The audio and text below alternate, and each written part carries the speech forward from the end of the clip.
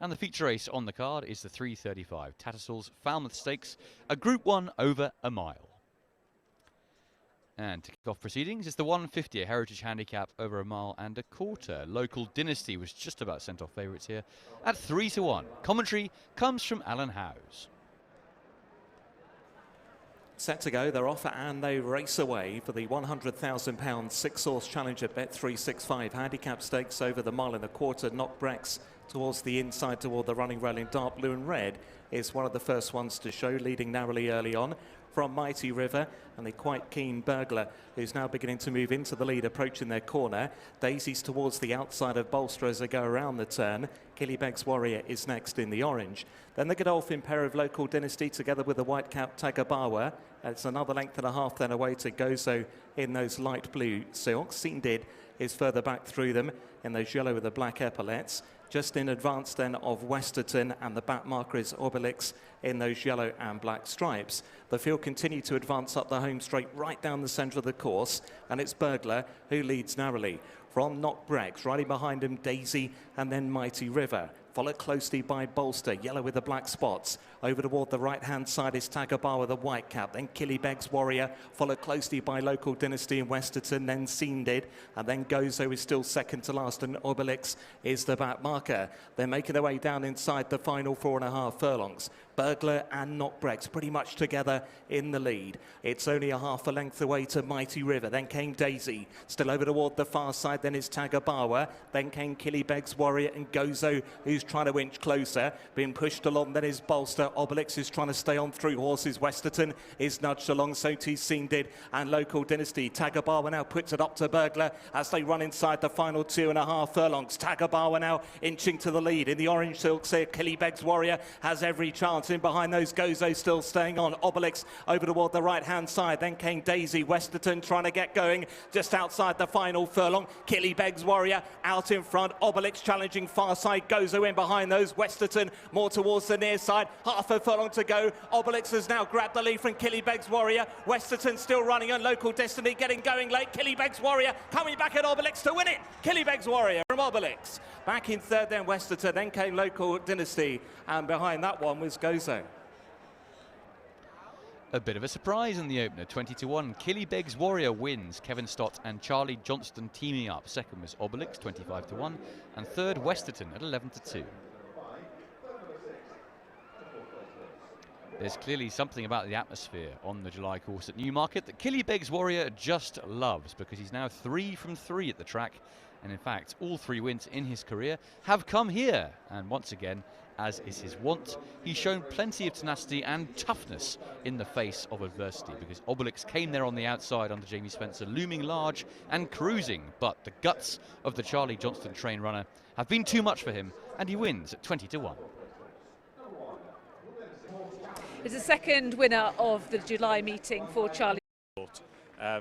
He was quite a long way back and he just never really got into it, and I thought he wasn't beaten that far. You know, Richard wasn't hard on him in the final. Goodwood, I would assume. But I might try and ask for a pass out to Goodwood in between now and York. Okay, well, best of luck with that and congratulations here. Thank you. Cheers. Well done to Charlie Johnston. Next up, the 225 Duchess of Cambridge Stakes, a Group 2 of 6 furlongs. A small field assembled for this with a very short price favourite in the shape of Star of Mystery, sent off 6-1 on. And they're off. The 4 runners are sent on their way in the £100,000 Group 2 Duchess of Cambridge Stakes over the 6 furlongs, and it's Star of Mystery on the Empress Stakes here last time. The first one to begin, but joined towards the outside by the outsider. Thanks but no thanks. A length away, tucking in behind is Woodhay Wonder in the light blue and green silks there for Tom Marquand. And then towards the outside of Woodhay Wonder, the quarter cap for Persian Dreamers jockey Kevin Stott. They continue up the centre of the course then, and they'll soon be at halfway with a small lead. Thanks but no thanks. Over toward the far side, Star of Mystery, just a neck in behind. Further 1 length back to Persian Dreamer under Kevin Stott, and they Woodhay Wonder and Tom Marquand as they head now down towards and inside the final 2.5 furlongs. Thanks but no thanks from Star of Mystery in second position. Now been nudged along Persian Dreamer to the left hand. So to the right there is Wood Hey Wonder just hanging over a little as they race now down towards the final furlong, about to climb the rising ground. Thanks but no thanks drops away as Persian Dreamer puts it up now to Star of Mystery, who's hard under pressure, and Persian Dreamer getting the better of Star of Mystery, who's lugging over toward the far side, and this will be a turn up as Persian Dreamer goes on to win the Duchess of Cambridge. Has seen off Star of Mystery. Wood Hey Wonder was third, and last of the four. Thanks but no thanks. A quick double landed for Kevin Stott, and a surprise here as Persian Dreamer downs the hot favourites and wins 5-1 for Dominic French-Davies. The 6-1 on-shot Star of Mystery could only finish back in second. And a little bit of team tactics here possibly, as Star of Mystery was taken on in the early part of this race by the other Ammo Racing runner. That was thanks but no thanks. However, in the end, it was Persian Dreamer who came down the outside under a withering ride and a withering late run as well. Kevin Stott riding a quick double here as Persian Dreamer, who was fourth last time out at Royal Ascot in the Albany Stakes, goes 3 places better in Group 2 company and downs the hot favourites. As we're standing here in the rain, I doubt Dominic French-Davies. Matt, because I was hoping it would rain. She came out of it well. Pretty well, I'd have thought, as well as just purely the ground. Yeah, she's done her bit for the moment, and we will wait until the ground is right and the races are right. But you can imagine that she'd be going for a sort of little soft ground. Very much so. I mean, we've got some nice horses, you know. In terms of as well, you know, not just one. And when they're winning nice races, and yeah, the lads love it. Well, that's great to hear. I'm glad you're enjoying it. Many congratulations. I'll let you go and get your trophy for this Group 2 success. Well done, Dominic. Lovely, thanks, Lydia. Thank you. Thank you. 2 races at Newmarket, 2 wins for Kevin Stott, and Persian Dreamer has just won the Group 2 Duchess of Cambridge. You were hoping the rain had got in. Do you think that's what's made the formative difference for her? I think so. Personally, like I said in the interview before, that like we did like her when she won at Newmarket, and she had an excuse at York, and she ran really well at Ascot on quick ground. So yeah, I was just hoping that the rain would have come, and luckily enough, it just came in time for it to just be nice and not be good to firm. And yeah, I think it definitely helped her. Listen, there was only 4 runners. It turns out to be a bit more of a tactical race when there's only 4 runners, obviously. But everything went to plan, and yeah, she picked up really nicely when she hit the rising ground, and yeah, just pleased for the team in Dominic's. They do a really good job, so yeah, all credit to them, to be fair. It's his first group winner for Dominic French-Davies. So yeah, so I hear. No, like I said, they're doing a really good job. The team there are brilliant. They work very hard, and yeah, it's nice to be able to reward Dom with some nice horses, because he does a really good job. You know? So you referred to the race going to plan. What were you thinking as it sort of developed? Well, I was always wanting to lead, and the other horse of Kay's in the race was always going to go forward. I just wasn't too sure what Will was going to do, and obviously then he went forward, so I could kind of just keep my eye on him to kind of see how well he was travelling. And yeah, inside the 2, I kind of asked my filly to pick up, and she did nicely. And to be fair, when I got stuck into her, I gave her a reminder behind the saddle. She picked up nicely, and to be fair, she hit the rising ground and kind of took off. I think she'll get further in time, and she's quite tall. She's quite leggy, and I think as a 3-year-old, she should be getting, you know, a mile plus even. Well, Dominic was saying he was hoping she might develop into a Guineas filly, and there's nothing that you'd said there that would discourage him. No, I mean it's a guessing game a little bit, isn't it? You know. Certainly at this stage. Exactly. But you know, we we dream of them kind of horses, and if she turns in to be a horse in that caliber, then you know everyone would be very happy. But what she's done at the minute is brilliant for everyone involved, and yeah, for me personally, it's a nice horse to look forward to. And yeah, can't really say much more than the credit to the team really. Dominic was also saying looking for a sort of soft ground Group 1 towards the end of this season. I suppose from your perspective, what I'm getting from you is that you'd only be worried about good to firm. Good's absolutely fine. Yeah, I mean, if we do get good to soft anywhere, I wouldn't be scared of running on it, as long as there's no firm in the description. But towards the end of the year in France, we all know that it can be, deep ground over there, and yeah, I wouldn't have a worry with her running on soft ground. We just don't want to be running on good to firm.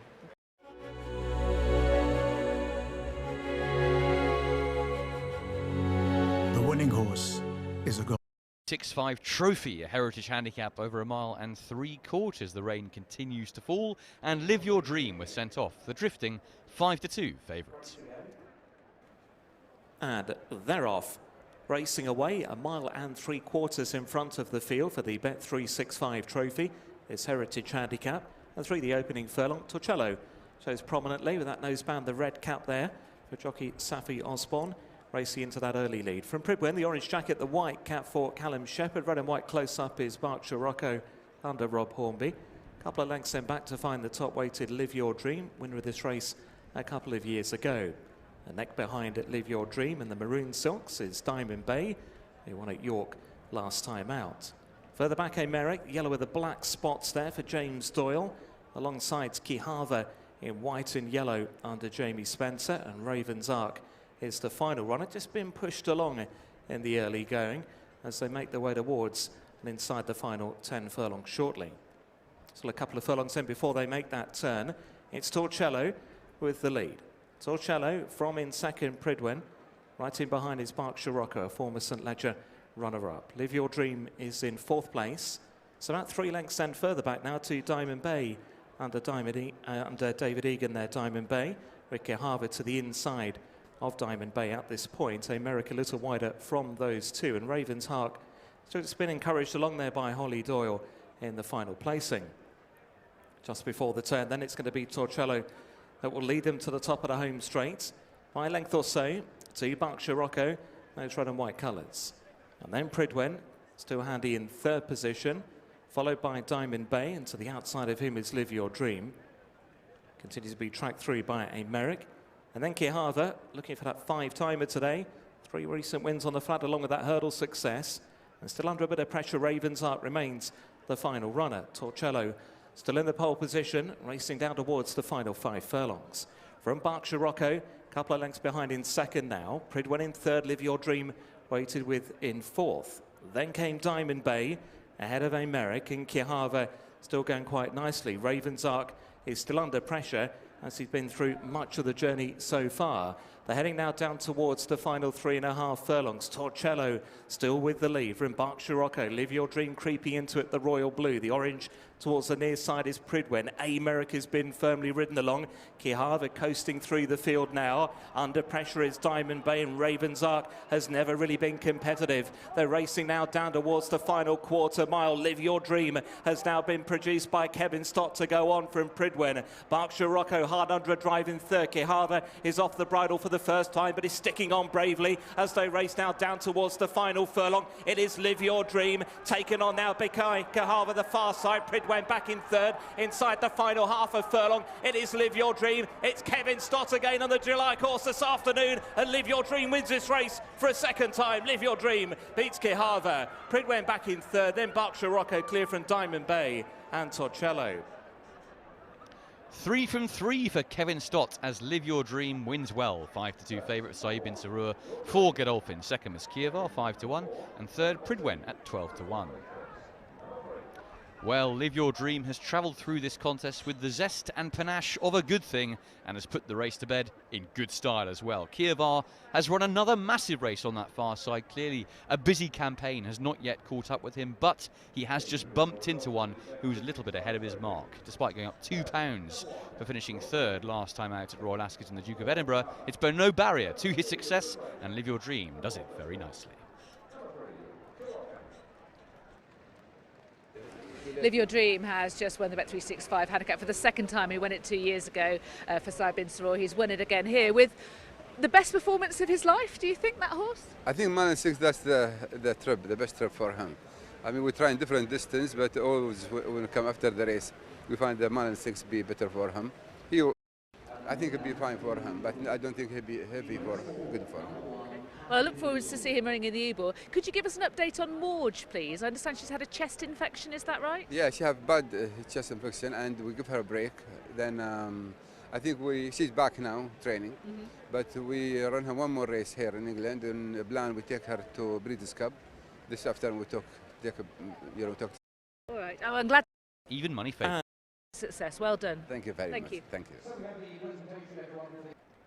The 3:35, that's the feature race on the card, and it's a mouth-watering one in prospect. The Tattersalls Falmouth Stakes, a Group 1 over a mile. Via Sistina looking to follow up that Pretty Polly success, sent off, even money favourites. And they're off, racing away. 1 mile the journey for the Tattersalls Falmouth Stakes. It's Group 1 for the fillies and mares, a never-ending story in the dark blue jacket was well away. Together with Astral Bow, now clearly goes on. Astral Bow under Shane Kelly will lead them after the end of the opening furlong from Never Ending Story near side last year's winner Prosperous Voyage. Behind those, blue jacket with the red cap with the noseband is Remarque. Over toward the far side is Random Harvest in the maroon silks. Further back to Nashua in the dark green. Dark green pink there for Via Sistina, and at the back is Coppice as they continue up the home straight, and they'll soon be to halfway. Astral Bow leading from Prosperous Voyage. Never Ending Story goes along in third position. Then came Remarque. To the outside is Random Harvest. Then Via Sistina in front of Nashua, and Coppice is at the rear of the field. They're racing now down towards the final 3.5 furlongs. Astral Bow leads narrowly from Prosperous Voyage towards the near side. Remarque is in behind those. Via Sistina moving up with menace towards the outside of Random Harvest. Then came Never Ending Story. Coppice behind that was and then Nashua, who's trying to find a way through. They're racing now down inside the final quarter mile. Astral Bow about to be joined by the nose-banded Remarque. Nashua coming through towards the inside, looks a major player. Via Sistina's under pressure. Coppice out wider inside the final furlong, and Nashua has strode on now. It's Nashua by a good few lengths to Remarque. Then came Via Sistina and Astral Bow heading up towards the line. Nashua gets right away to win the Falmouth Stakes impressively. Nashua the winner from Remarque, Via Sistina third. Astral Bow is back in fourth and Coppice in fifth. That's the old Nashua we know and love. Wins the Falmouth Stakes Group 1 at 4-1 for Holly Doyle and John and Thady Gosden. Second was Remarque, 11-2, and only third was Via Sistina, the even money favourite. She's been held up and travelled through this like a dream, has Nashua under Holly Doyle, and as soon as the gaps deigned to open up, it did look slightly unlucky at one stage. Well, she's just catapulted her way through them and is driven clear for a very emphatic and decisive success in Group 1 company. Drop back to a mile has clearly been the secret to this, and she even clocked a 10.3 second furlong, so sectionals very much backing up this visual display. Via Sistina back in third, a little bit disappointing, perhaps needs slightly further, and that was a quick reappearance after her Pretty Polly success, but no doubting the best filly today. That's what Nashua has just put up a brilliant performance to win the Group 1 Falmouth Stakes. One of her trainers is John Gosden with his son Thady. Many congratulations, that was superb. Back to the old Nashua and a bit more. Yeah, look, she's had a difficult spring. She didn't come to herself. We went over to France, and you know, it helped her by going there, racing, coming back. But she needed racing. She was a little too keen from the gates, over-raced upsides of filly who got blinkers on the other day and paid the price at the other end, had the race won and then got caught late by a very nice filly, but got beaten half a length there. And so, but we knew she was right, and I was very concerned about this gap from the Newcastle race all the way to Goodwood, and I thought this is not right for her. She needs to race this filly. And so I phoned up Teddy, and I tell you, Mr. Emad El-Sagar was brilliant. And I said, I'd like to supplement this filly. And he said, you believe that's right? I said this. Then he said, do it. So he's very trusting. But she needed to race here. The mile's no problem. She's powerful, filly with speed. And it'll set her up nicely with the Nassau, but it just happens to be a lovely Group 1 on the way.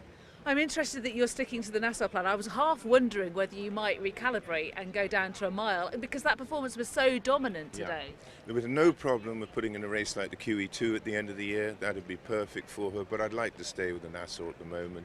She's got a lot of tactical speed and tremendous acceleration, and the Nassau, she won it last year. It's a very important race, so we'd like to go for that. And those tactics seem to suit her very much. She's a lot less gassy than she had been in her previous races. Well, she needed racing. In the end, she needed racing. You can keep doing everything like at home, but there's nothing like to bring them on, to get them racing, and that's why we put this race in rather than waiting for the Nassau. Okay, well, many congratulations. Well done. Thank you.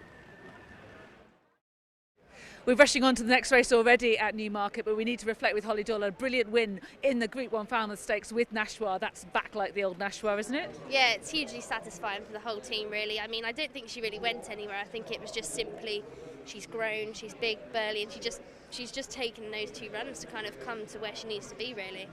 And the way that you rode her, it seemed to really suit her in these circumstances. Yeah, it did. There was plenty of pace on, and I just threw the reins at her and rode her where she landed, and she settled beautifully. And the further I was going, the better. Between the 3 and the 2, we congregated towards that stand side, so I kind of had to take the gap when I had to, really. But luckily, when you've got that much horse underneath you, it becomes fairly easy. I mean, she really has won and then some, hasn't she? She has. She's destroyed them, and I just didn't know what to expect, really. I've always known she's got enough boot for the mile. It was just when push comes to shove, how will she quicken? But she seemed to be even more effective today, didn't she? She really did, but you'd be quite happy to go back up for 10 for the Nassau. That's what John's saying. He's sticking to that plan? Yeah, definitely. I mean, she won it last year. She settles. You can ride her anywhere. I mean, I dropped her right out that day, and she's very straightforward.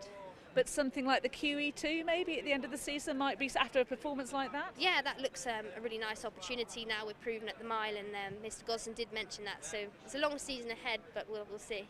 And you said it was very satisfying. What's your? It's because of how much you rate the horse and how much she's basically done for your career. Is that why you're so pleased? Yeah, exactly. And how much she's done for me, and how much faith him had put in me, and also he took the risk to keep her in training. And obviously the first 2 runs were a bit like, oh no, what have we done here? But thankfully she's back on track, and you know, she's just a filly that might come good mid to back end of the year. Okay, well, it was great to see her back, and as you say, she probably never went away. Many congratulations. Well done, Holly. Thank you, Lydia. Cheers. Cheers. Thank you very much. Thank you. Thanks for coming. The 410 is next up, the Weatherby's British EBF Maiden Stakes, over 7 furlongs, and a hot favourite here. On debut for Godolphin was Empress Star, sent off at even money. And they're off. Racing away, 7 furlongs is the journey for the Weatherby's British EBF Maiden Stakes. With the red noseband, Tristan George shows prominently on debut. In the light blue and green close-up is Kisa Buthala. Over toward the right-hand side is Emperor Star. In behind the principals and the yellow jacket user Amistoso. More towards the near side, the left-hand side, the green cap there for Manawek also has a handy roll. Right in behind is Matt Nuke with the white cap, and then Arabic Legend. Over toward the far side is Dallas Star. These are then followed through by the Ice Phoenix, and Swift Victory is at the tail of the field. They continue up towards halfway shortly. Tristan George now joined to the outside by Kisa Buthala. More towards the near side by Manawek. Right in behind is user Amistoso together with Matt Nuke. Then Dallas Star and Arabic Legend is gone well to this point. Empress Star has been ridden along towards the right-hand side there as they race now towards the business end. Heading inside the final 2.5 furlongs, and they're wide across the course here. Tristan George has been joined by user Amistoso, Kisa Buthala, far side Dallas Star and Empress Star. More towards the near side, Arabic Legend shaken up now. Manawek is still there in the green cap, although now just losing its pitch as they head down towards the final furlong. Empress Star beginning to dig in. The far side has found something on the rising ground. Arabic Legend joins in, drifting over toward the centre. Arabic Legend and Emperor Star to battle it out, and this will be a winning debut for Arabic Legend. Arabic Legend will see off Emperor Star. Dallas Star and user Amistoso involved for 3rd, and behind those 2, Manawek.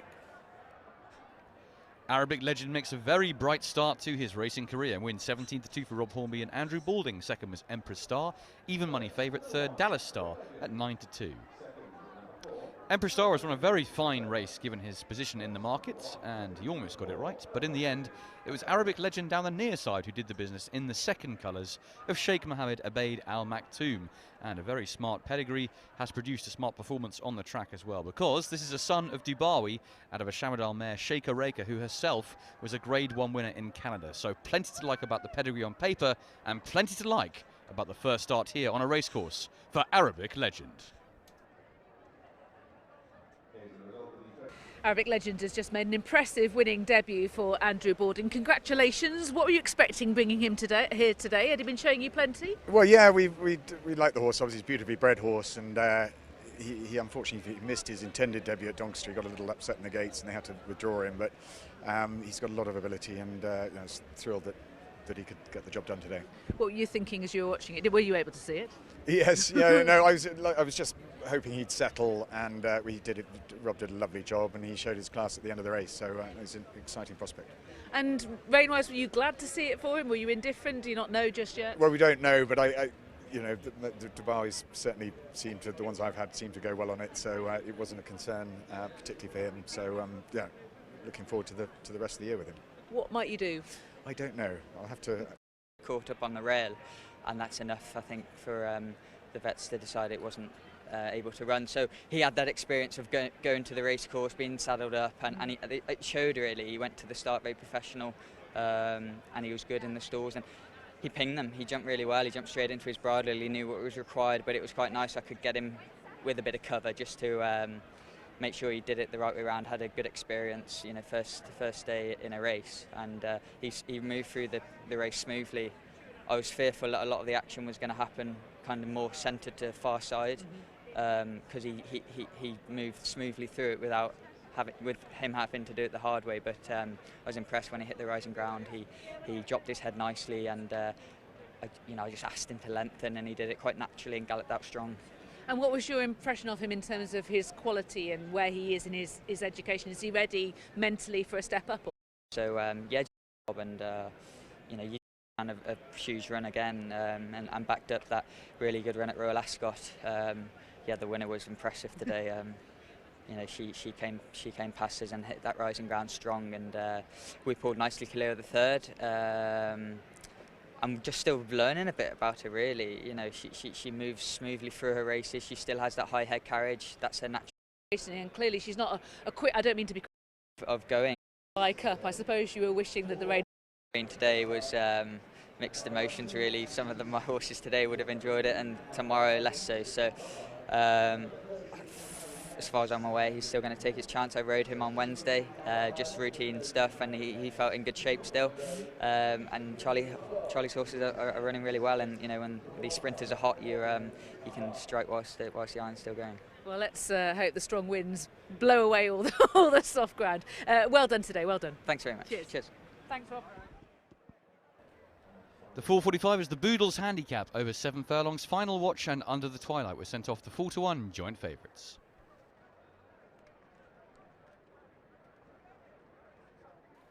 Ready to go, and they're off, racing away. 7 furlongs is the journey for the Boodles handicap. Mr. Bluebird was well away in the red jacket. The orange showing handily is Love de Vega, then Final Watch and Persuasion, and Rosena over toward the far side. Carnival Saying caught down the centre at the moment. More back towards the near side, Street Kid leading there from Under the Twilight and Waiting All Night in the pink of Tiger Crusade. Then Maxi Boy and Lyndon B. It's Love de Vega and Jason Hart the lead overall from Street Kid, Mr. Bluebird and Persuasion. Carnival Zane and then Rosena and Final Watch.